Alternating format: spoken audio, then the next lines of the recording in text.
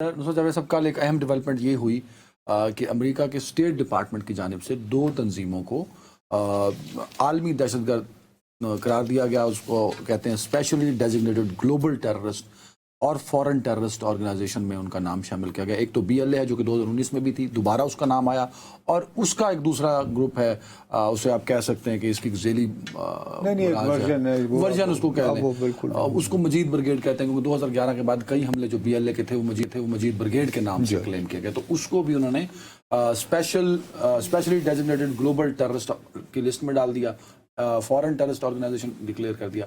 تو یہ ایک بڑی ڈیولپمنٹ ہے پاکستان کے حوالے سے. ہاں, پاکستان کی ظاہر ہے ڈپلومیٹکلی ہیوج اچیومنٹ, لیکن اس سے قطع نظر چھوڑ دو اس کو, سفارتی کامیابی اور ناکامی اس کو ایک طرف رکھ دیتے ہیں.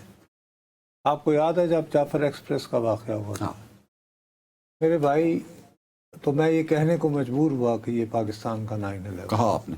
ہاں بالکل, میری نسل کے لوگوں کا بہت بڑا مسئلہ ہے. میں ہاتھ اٹھا کر اعلان کرتا ہوں کہ میں نے جتنا بلوچستان سیکھا, سمجھا, اور نہ صرف یہ کہ بلوچستان سیکھا یا سمجھا, بلکہ سیاست کی اگر تھوڑی بہت شدھ بودھ حاصل کی تو اس میں پہلی مرتبہ میں نے غوث بخش بزنجو صاحب کے قدموں میں بیٹھ کر سیکھی.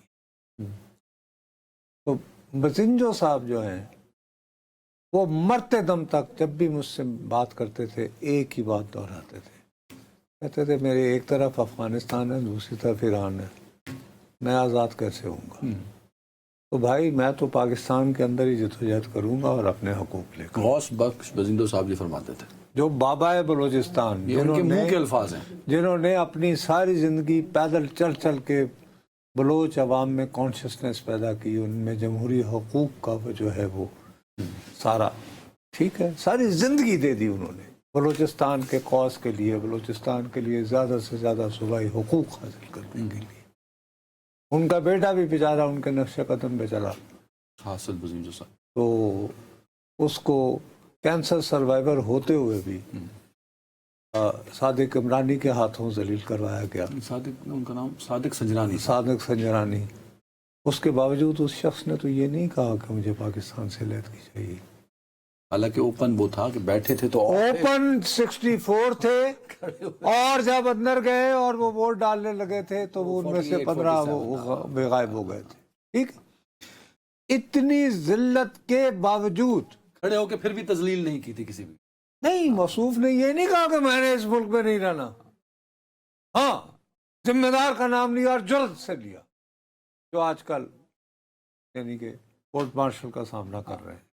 ٹھیک ہے بھائی, اپنی جدوجہد کرو. یہ عرض یہ کرنا ہے کہ جب آپ پیسنجر ٹرین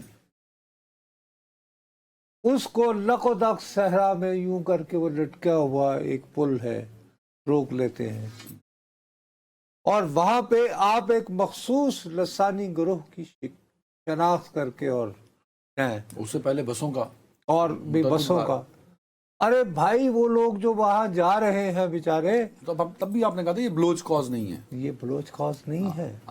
بات یہ ہے کہ جب تم اس طرح کی بات کرو گے تو میرے جیسے بندے جو ساری زندگی اس بات پہ لڑتے رہے, نوکریاں گنواتے رہے, حکومتوں کو ناراض کرتے رہے کہ یار بلوچستان کے کچھ حقوق ہیں اور جن کا ہم خیال نہیں کر رہے اپنے بلوچ بھائیوں کا, تو پھر وہ کہیں گے کہ جناب یہ جو اپنا تمہارے راجن پور سے گیا تھا نوکری کرنے, یا تمہارے گاؤں سے گیا تھا جلال پور سے, تو وہ تو 40 ہو گئی ہے تعداد جن کو جو وہاں مزدوری کرتے تھے. تو کیا یہ غریب لوگ نہیں ہیں, یہ انسان نہیں ہے, ان کی موت تمہیں نظر نہیں آتی؟ یعنی یہ کوئی یار دیکھو, دنیا بھر میں اگر آپ دہشت گردی نے کامیاب ہونا ہوتا تو سب سے پرانی نون ہسٹری کی جو تنظیم ہے وہ تو آئرش ریپبلکن آرمی تھی نا.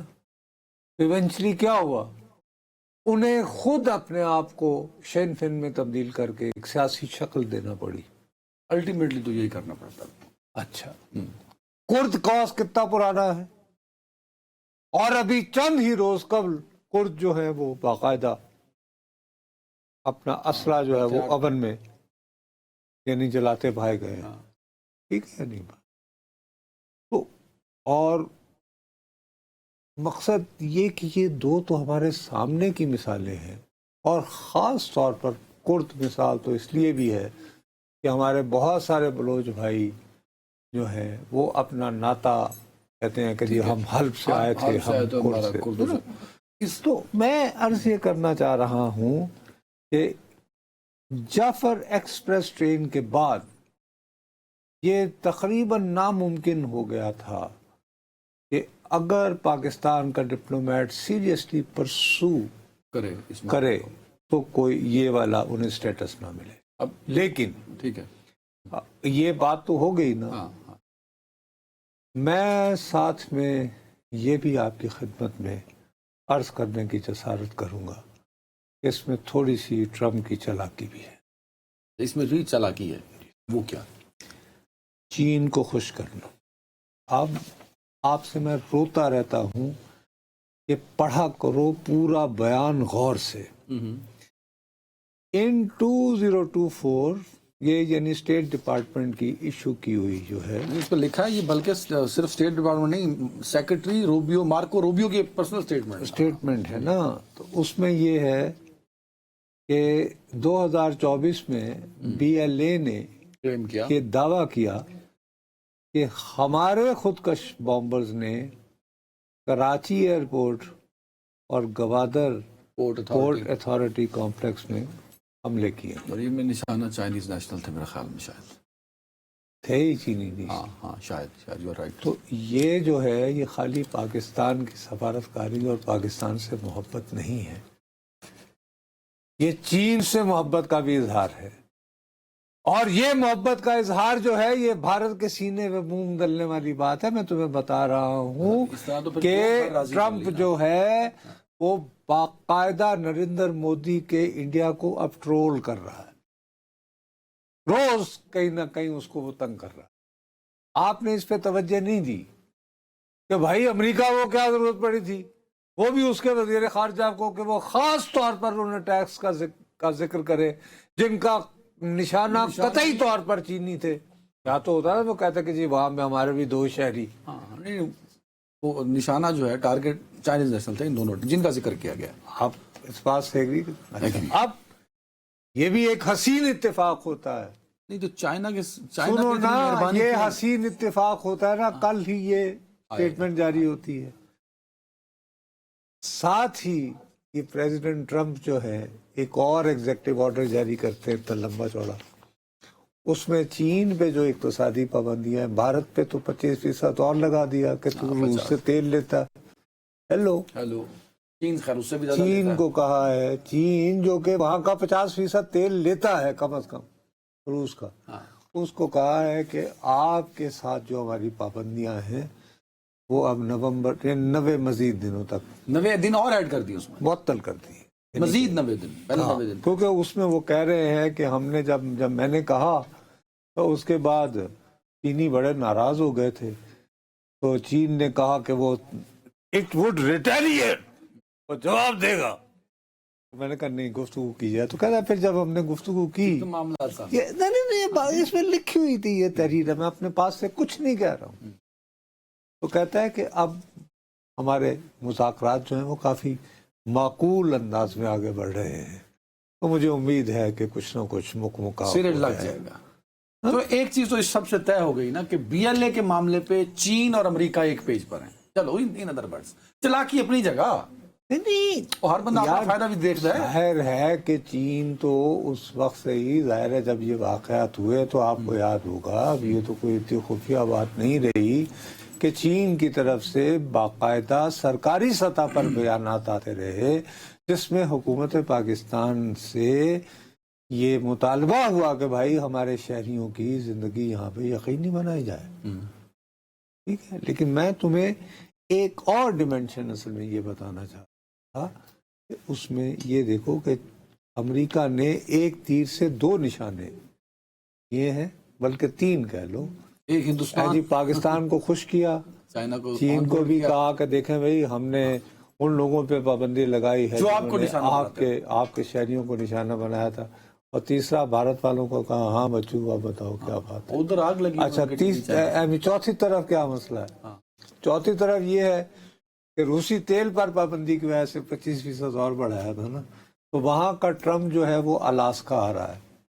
تو پہلے خیال تھا کہ یہ متحدہ عرب امارات پہ. آپ کو یہ بات پتا ہے کہ الاسکا پہلے روس کا ہوتا تھا.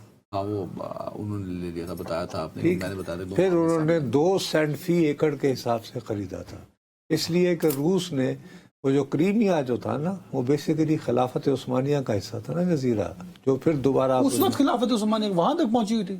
ہاں خلافت عثمانیہ کا حصہ تھا کریمیا نا. اچھا کریمیا کی بات کر رہے ہیں. کریمیا یہ تاتار نسل یار وہاں کی ہے نا. تو اس کے بعد جب سوویت یونین ٹوٹ گیا تو وہ یوکرین کا حصہ ہو گیا. تو 2014 میں پوتن نے اس کو واپس لے لیا تھا، اور وہ ابھی بھی کسی بھی صورت اس کو لوٹانے کو تیار رہی ہے. وہ یہ کہتا ہے کہ ہم نے سلطنت عثمانیہ سے. آپ دیکھو کہ پوتن یہی ہے کہ بلی کو بلی پہچانتا ہے. پہچان گیا. انہوں نے کہا کہ نہیں میں الاسکا ہوں گا. وہ پیغام کیا دینا چاہ رہا ہے کہ یہ کبھی ہماری سرزمین ہوا کرتی تھی. لیکن اب تو وہاں امریکہ نے پوری. چلو ٹھیک ہے، اب ذرا ٹائم کی بھی کمی ہے. ٹائم کی بھی کمی ہے. سمبولک میسج ہے. ان کو سفارت کاری کے اندر یہی باریکیاں ہوتی ہیں جو ذرا ایلیبریٹ کرنی چاہیے. جیڑی آج کل انڈیا نو نہیں آ رہی. اس وقت اپر ہینڈ پھر کس کا ہوا؟ پوتن کا ہوا. اس نے کہا کہ جی میں متحدہ عرب امارات نہیں ہوں، میں آپ کا مہمان. اب بات یہ ہے کہ چین کو بھی ٹرمپ نے خوش کر دیا، روس کے ساتھ جمعے کے دن مذاکرات ہونے، تو کون چاچا خام خواہ. اللہ بھلا